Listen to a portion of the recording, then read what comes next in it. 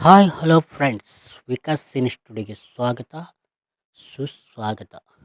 ಯಾರೆಲ್ಲ Vikas cine ಸ್ಟುಡಿಯೋವನ್ನು subscribe ಮಾಡ್ಕೊಂಡಿಲ್ಲ ಅವರೆಲ್ಲ ಸಬ್ಸ್ಕ್ರೈಬ್ ಮಾಡ್ಕೊಳ್ಳಿ ಅಂತ ಹೇಳ್ತಾ, ಬನ್ನಿ ಈ ದಿವಸ ಮರಿ ಟೈಗರ್ ವಿನೋದ್ ಪ್ರಭಾಕರ್ ಅವರು ನಟಿಸಿರ್ತಕ್ಕಂಥ ಚಲನಚಿತ್ರಗಳ ಬಗ್ಗೆ ತಿಳಿಯೋಣ. ಮೊದಲನೆಯದಾಗಿ ದಿಲ್ 2002ರಲ್ಲಿ ತೆರೆಕಂಡು ಹಿಟ್ ಆಯಿತು. ಎರಡನೇ ಚಿತ್ರ ಹೀರೋ, ಅದು ಕೂಡ 2002ರಲ್ಲಿ ತೆರೆಕಂಡು ಫ್ಲಾಪ್ ಆಯಿತು. ಮೂರನೇ ಚಿತ್ರ ಪಟಿಂಗ 2002ರಲ್ಲಿ ತೆರೆಕಂಡು ಫ್ಲಾಪ್ ಆಯಿತು. ನಾಲ್ಕನೇ ಚಿತ್ರ ಸೃಷ್ಟಿ 2004ರಲ್ಲಿ ತೆರೆಕಂಡು ಅವರೇಜ್ ಆಯಿತು.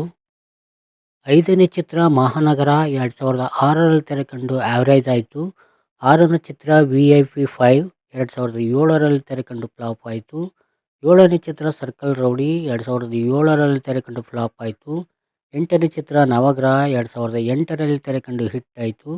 ಒಂಬತ್ತನೇ ಚಿತ್ರ ರಾಮಕೃಷ್ಣ ಗೋವಿಂದ 2009ರಲ್ಲಿ ತೆರೆಕಂಡು ಫ್ಲಾಪ್ ಆಯಿತು. ಹತ್ತನೇ ಚಿತ್ರ ಓರಿ 2011ರಲ್ಲಿ ತೆರೆಕಂಡು ಹಿಟ್ ಆಯಿತು.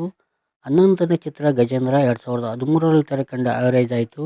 12ನೇ ಚಿತ್ರ ವೈರಿ 2014ರಲ್ಲಿ ತೆರೆಕಂಡು ಫ್ಲಾಪ್ ಆಯಿತು. 13ನೇ ಚಿತ್ರ ಬೆಳ್ಳಿ 2014ರಲ್ಲಿ ತೆರೆಕಂಡು ಫ್ಲಾಪ್ ಆಯಿತು. 14ನೇ ಚಿತ್ರ ಟೈಸನ್ 2016ರಲ್ಲಿ ತೆರೆಕಂಡು ಸೂಪರ್ ಹಿಟ್ ಆಯಿತು. 15ನೇ ಚಿತ್ರ ಕ್ರ್ಯಾಕ್ 2017ರಲ್ಲಿ ತೆರೆಕಂಡು ಹಿಟ್ ಆಯಿತು. 16ನೇ ಚಿತ್ರ ಮರಿ ಟೈಗರ್ 2018ರಲ್ಲಿ ತೆರೆಕಂಡು ಫ್ಲಾಪ್ ಆಯಿತು. 17ನೇ ಚಿತ್ರ ರಗಡ್ 2019ರಲ್ಲಿ ತೆರೆಕಂಡು ಸೂಪರ್ ಹಿಟ್ ಆಯಿತು. 18ನೇ ಚಿತ್ರ ಶ್ಯಾಡೋ 2021ರಲ್ಲಿ ತೆರೆಕಂಡು ಸೂಪರ್ ಹಿಟ್ ಆಯಿತು. 19ನೇ ಚಿತ್ರ ರಾಬರ್ಟ್ 2021ರಲ್ಲಿ ತೆರೆಕಂಡು ಸೂಪರ್ ಹಿಟ್ ಆಯಿತು. 20ನೇ ಚಿತ್ರ ವರದ 2022ರಲ್ಲಿ ತೆರೆಕಂಡು ಹಿಟ್ ಆಯಿತು. 21ನೇ ಚಿತ್ರ ಫೈಟರ್ 2023ರಲ್ಲಿ ತೆರೆಕಂಡು ಆವರೇಜ್ ಆಯಿತು. 22ನೇ ಚಿತ್ರ ಲಂಕಾಸುರ 2023ರಲ್ಲಿ ತೆರೆಕಂಡು ಆವರೇಜ್ ಆಯಿತು. 23ನೇ ಚಿತ್ರ ನೆಲ್ಸನ್, ಅದು ಅವರ ಅಪ್ಕಮಿಂಗ್ ಮೂವಿ. 24ನೇ ಚಿತ್ರ ಮಹಾದೇವ, ಇದು ಕೂಡ ಅವರ ಅಪ್ಕಮಿಂಗ್ ಮೂವಿ.